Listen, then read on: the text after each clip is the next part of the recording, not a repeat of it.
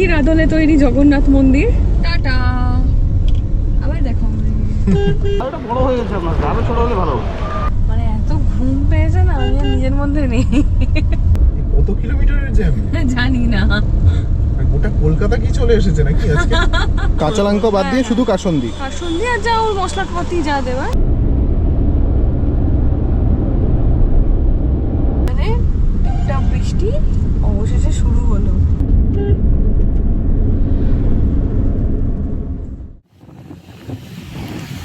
Hello everyone, welcome to another new blog podcast.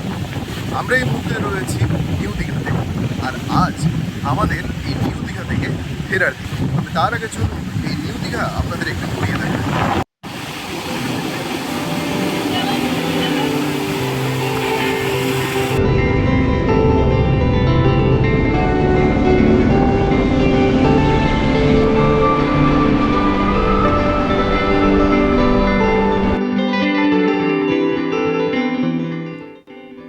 মেঘলা আকাশ, ঢেউয়ের আনাগোনা আর অবিরাম বৃষ্টি। বর্ষায় সমুদ্রে এলে এক অন্য সৌন্দর্য চোখে পড়ে।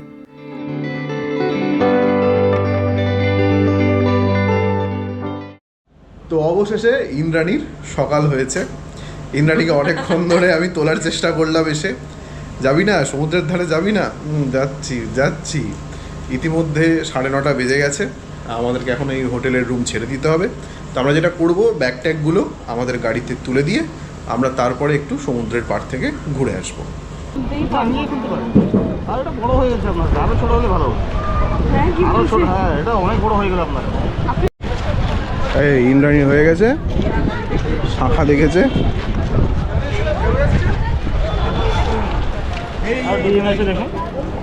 তো ফাইনালি আমাদের দীঘাতে টাটা করে দেওয়ার পালা চলে এসেছে। ভেবে তো ছিলাম সকালবেলা যে একটুখানি ওল্ড দীঘায় যাব, কিন্তু এখন 11:30 মতো বাজে।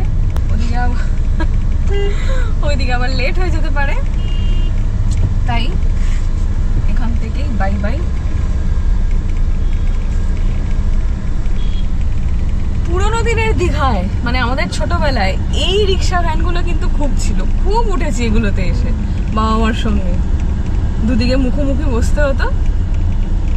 এগুলো উঠে গিয়ে এখন হয়ে গেছে এই যে টোটো, আর নইলে ওই অটো, যেগুলো 10-11 জন মতো উঠিয়ে নেয় অটোগুলো।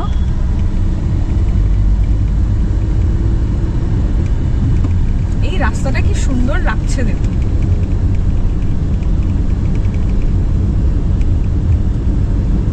দারুণই লাগছে। তো এই রাস্তার বাঁ পাশ ধরে এদিকে রয়েছে সেই বিখ্যাত পুরীর আদলে তৈরি জগন্নাথ মন্দির, যেটা হয়তো আর খুব তাড়াতাড়ি, হয়তো নেক্সট ইয়ারই খুলে যাবে।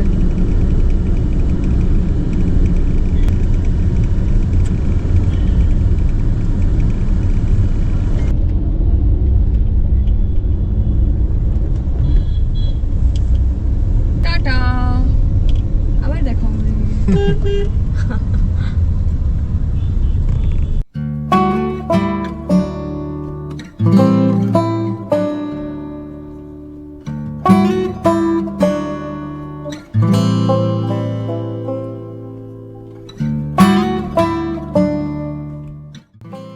যে কোনো ট্রিপেরই শেষ বেলা হলো মন খারাপের পালা।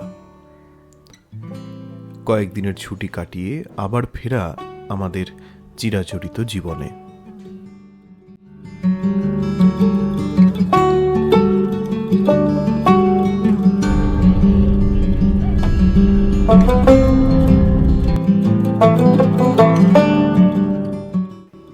দীঘা থেকে নন্দকুমার যাওয়ার যে রাস্তা, সেই রাস্তাতে গাড়ি আস্তে চালালেই বরং আপনারা এনজয় করবেন বেশি, কারণ দুদিক জুড়েই সবুজের মেলা, দিগন্ত জোড়া নীল আভা, আর এই বর্ষাকালে আকাশ জুড়ে থাকা ঘন মেঘ।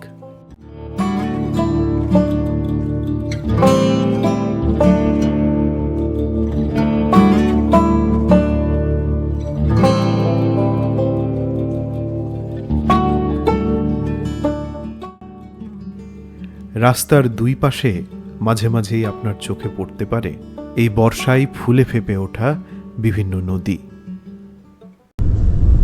এইখান দিয়ে হচ্ছে এই শঙ্কর পুকুরের রাস্তা। শঙ্কর পুকুর বলছি বাবা, মানে এত ঘুম পেয়েছে না, আমি আর নিজের মধ্যে নেই।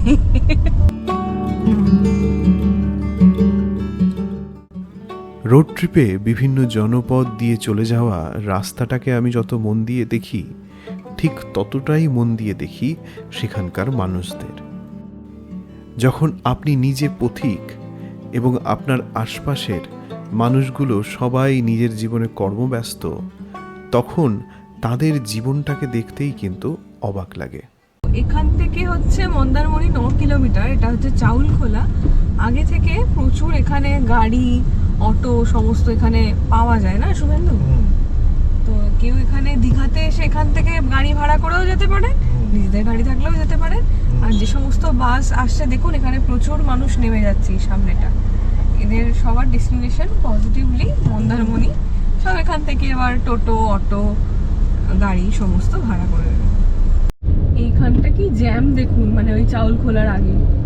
বাবারে, কত কিলোমিটারের জ্যাম জানি না, গোটা কলকাতা কি চলে এসেছে নাকি আজকে? বিরাট ট্রাফিক। আরে বাপরে, এই জ্যামটা যদি আপনারা কাটাতে চান এবং আপনারা যদি তাড়াতাড়ি পৌঁছতে চান এবং আপনাদের যদি মনে হয় যে আপনাদের গাড়ির গ্রাউন্ড ক্লিয়ারেন্স মোটামুটি ওই রাস্তায়, যে আগের এপিসোডে যে রাস্তাটা দেখালাম আর কি আসার সময়, তাহলে ওই রাস্তাটা ধরতে পারেন, ওই সামনে যেখান থেকে কাটছে রাস্তাটা। সেটাই, নইলে এখানে দেখুন ট্রাফিক বাবা।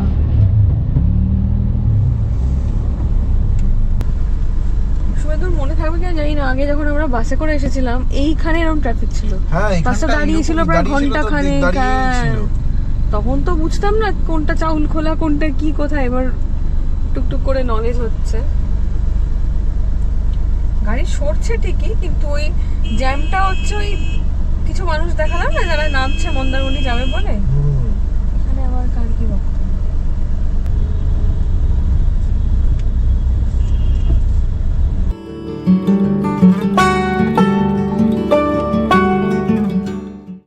ছোটবেলায় একটা লাল সাইকেল ছিল আমার। সেই সাইকেল তুলে রবিবারের দুপুরবেলা বেরিয়ে পড়তাম গ্রামের অজানা রাস্তার খোঁজে, যে রাস্তাগুলোতে আমার কখনো যাওয়া হয়নি। এভাবেই মাঝে মাঝে আবিষ্কার করে ফেলতাম কোনো এক ধানের জমির আল দিয়ে বড় রাস্তায় যাওয়ার নতুন পথ। আজ হাতের মুঠোয় এই এত বড় একটা যন্ত্র, যেখানে কোনো প্যাডেল করতে হয় না, এক্সেলারেটরে চাপ দিলেই আপনা থেকেই পৌঁছে যায় এক গন্তব্য থেকে আরেক গন্তব্যে। আর তাই দিন দিন অচেনা অজানাকে জানার ইচ্ছা আর একটু করে বেড়ে যাচ্ছে।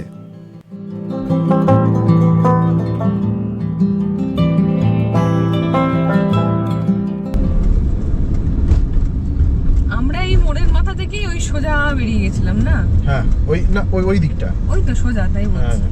মানে এই মোড় থেকে বাঁ দিকে চলে গেছিলাম আমরা, এই মোড় থেকে বাঁ দিকে চলে গেছিলাম। ঠিক। শুধু ওই দিক দিয়ে আসতে গেলে আবার মন্দারমণি হয়ে আসতে হতো কি? হ্যাঁ, পুরো ওই স্ট্রেচটা বা চাউলখোলা দিয়েও বেরোনো যেত, কিন্তু রাস্তা তো আলটিমেটলি খারাপ। সেই কুরকুরে না হলে কত করে?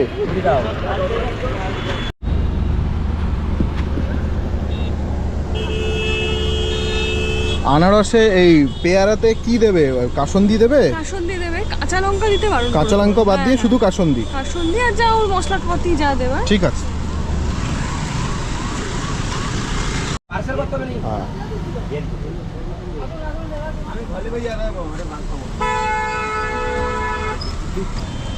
খোল।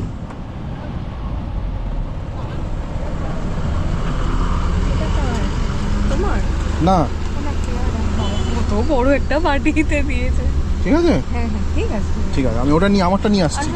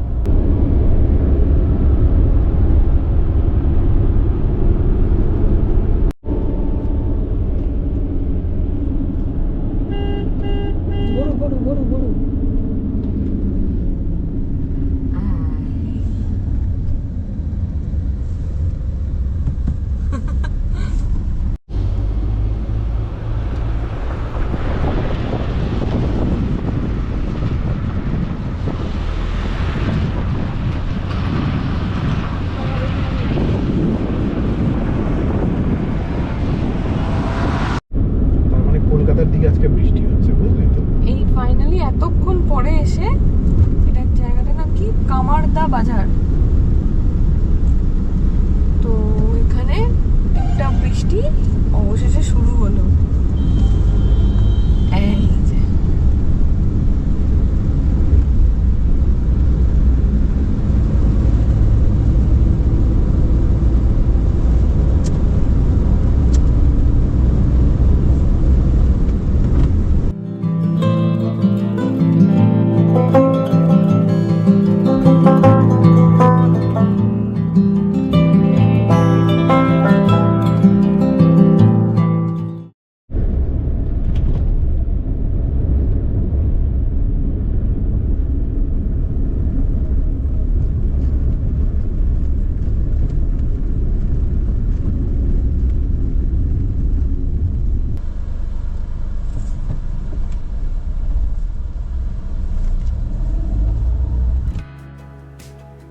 গ্রামের সীমানা ছাড়িয়ে শহরে প্রবেশ করলেই বহু শহরের মানুষকে বলতে শুনেছি কংক্রিটের জঙ্গল।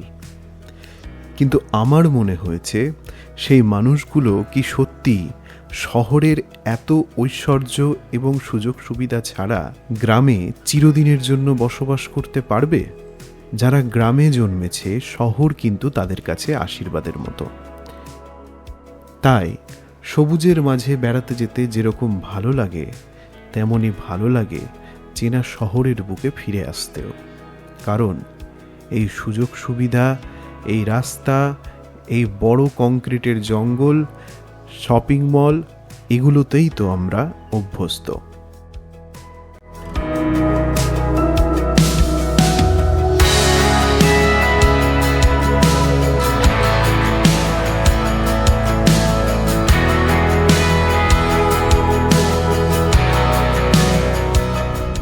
ফাইনালি পৌঁছালাম বাড়ি, মানে এখনো বাড়ি পৌঁছাইনি। আজকে আমি বেহালায় ঢুকলেই তো হয়ে গেল তোর বাড়ি। তো এটা তাই। আজকে ভীষণ রকম টায়ার্ড ছিলাম, এন্টায়ার ডে খালি ঘুমিয়ে ঘুমিয়ে কাটলাম। আজকে প্রথমবার গাড়িতে পুরো হাঁ করে ঘুমালাম আমি ইউজুয়ালি ফ্রন্ট সিটে বসে ঘুমাই না। শুধু বলছি শুধু অসুবিধা হচ্ছে না তো একটু ঘুমাবো বলছে ঠিক আছে ঘুমিয়ে যা। না, ওর চোখ মুখ দেখেই আমার মনে হলো সে এমন করে বলছে একটু ঘুমাবো। আমি বললাম যে না, ঘুমাক। তাও বেশিক্ষণ না, মোটামুটি মিনিট 20 না, ওই মিনিট 20, হ্যাঁ, কি আধ ঘন্টা হবে।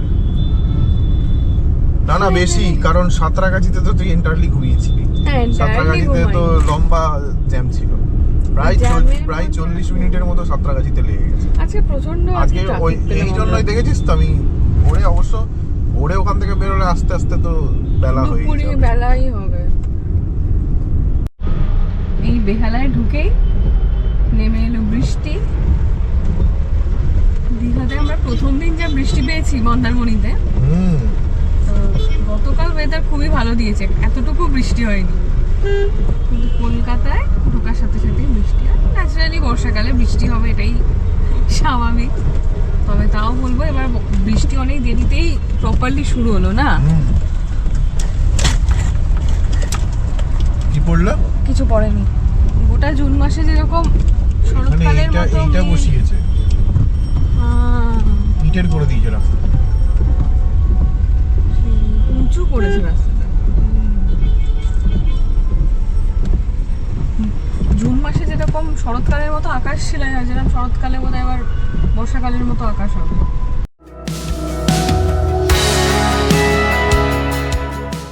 তাহলে দীঘা থেকে ফেরার এই রোড ট্রিপ আপনাদের কেমন লাগলো অবশ্যই জানাবেন আমাদের।